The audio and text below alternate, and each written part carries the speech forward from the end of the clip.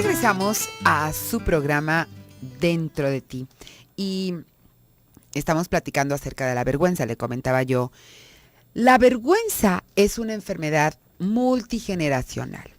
Su origen, la familia. La vergüenza tóxica, hago hincapié en esto. Su origen siempre se va a dar, las causas se van a dar siempre en la familia. Entonces, quiero darle algunas, ¿cómo le llamaremos?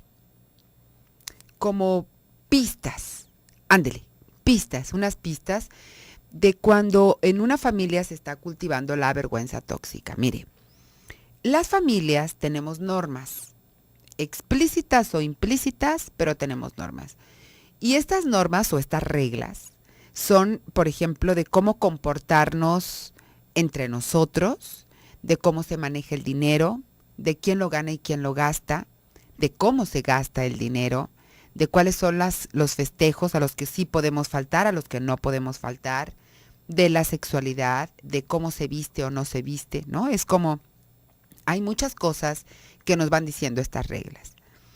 En una familia con vergüenza tóxica, hay reglas y hay normas que son sumamente rígidas o que nos avergüenzan, ¿sí? Cuando una regla, cuando una norma nos avergüenza, entonces nosotros vivimos en una familia con vergüenza tóxica. Por ejemplo, los gritos es algo que a todo mundo nos avergüenza. Desgraciadamente usted va a decir, no, bueno, pues en mi familia es el hervidero de la vergüenza tóxica. No se preocupe, mi reina. En las familias occidentales estamos educados en función a la vergüenza. Desde el pecado original, O sea, desde el pecado original, ya y ya nos fregamos. ¿Por qué? Pues porque nacimos con el pecado original. O sea, imagínese, yo ni hice nada y ya nací con el pecado original, ¿verdad? Entonces, desde ahí ya no la hicimos. Pero aparte, bueno, pues como dicen, ¿no? Indio pedorro y le damos cacahuates. Aparte de eso, bueno, le vamos sumando a través de nuestros comportamientos más cosas. Le voy a poner un ejemplo. En una familia, papá le puede gritar incluso a mamá. Papá es el que puede gritar. Está ahí una jerarquía bastante bien establecida. Papá grita. Mamá puede gritarle a todos excepto a papá. El mayor le puede gritar a todos menos a papá y a mamá. Y así le seguimos, ¿no? El segundo le puede gritar a todos menos al mayor y al papá y a mamá.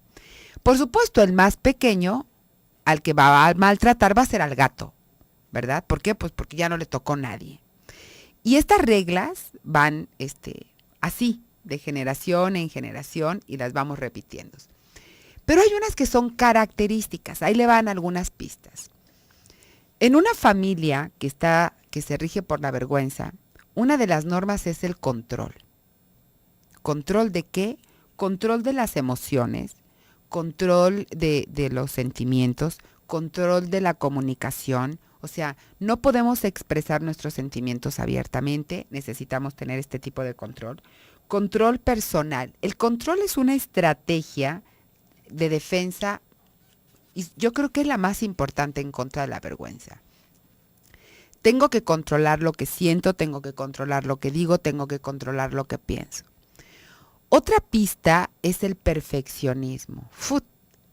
El perfeccionismo en una familia que está regida por la vergüenza, ser perfecta, el perfeccionismo nos lleva a la obsesión.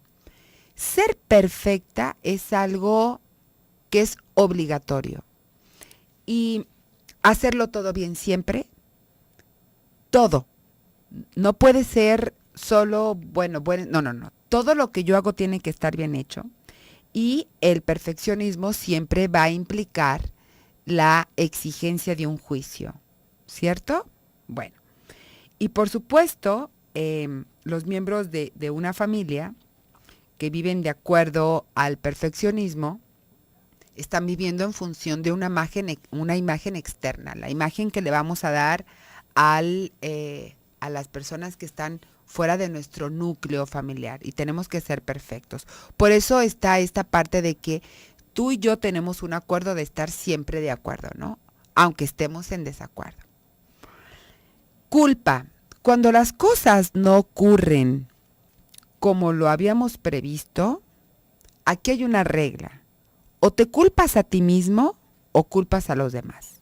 La culpa es otra estrategia de defensa contra la vergüenza. Muy efectiva, muy efectiva.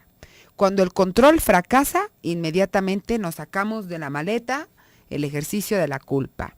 ¿Por qué? Porque la culpa va a mantener el equilibrio en un sistema disfuncional. No podemos ser imperfectos. Y luego hay la negación de nuestras 5 principales libertades. ¿Cuáles son estas libertades? Bueno, las hemos mencionado en otros programas y no porque yo me las haya inventado. Estas 5 libertades las estableció por primera vez Virginia Satir y son las que van a describir las funciones de cada uno de nosotros, ¿no? Cada libertad está relacionada con un poder humano básico. El poder de percibir, de pensar, de interpretar, de sentir, de desear, de elegir y de imaginar. En las familias que están dominadas por la vergüenza, por supuesto hay una norma anterior que yo le había comentado que es el perfeccionismo. Entonces el perfeccionismo prohíbe la expresión de estas libertades, porque ¿qué tal si lo que yo estoy sintiendo o percibiendo no es perfecto? Enojarse no es perfecto, estar triste no es perfecto, lo perfecto es estar contento siempre, ¿no? Feliz, así con una súper sonrisota. Entonces, cuando nosotros estamos en ese mood, en esa línea, bueno, pues por supuesto, se me está privando de la libertad de sentir y de percibir y de expresar lo que yo siento, ¿no? Y esto se me está privando de esta libertad. Pero aparte, una de las normas es no hablar. Y en una familia dominada por la vergüenza tóxica hay muchísimos secretos, muchísimos, ¿no? Esta norma prohíbe hablar no nada más de los sentimientos o de los pensamientos o de las necesidades o de los deseos, no. Sus miembros, aparte de ocultar, porque no se hablan de sus verdaderos sentimientos e ideales y todo, no se puede hablar de aquello que no es perfecto, ¿no? ¿Cuántas veces, y esto sucede cada vez menos en nuestro tiempo, pero en tiempos pasados, claro que sucedía muchísimo? Hoy sabemos que fulanita es madre soltera y que lleva, por ejemplo, usted tiene una hija que decidió ser madre soltera o se le fue el hombre y es madre soltera. Y entonces, por el bien del menor, ¿no? Para que posteriormente no sea tan señalado, se le van a poner los mismos apellidos de la hija. Sin embargo, siempre se le va a decir que ese hijo es de ella, al niño, a ella, y se va a hacer responsable como madre.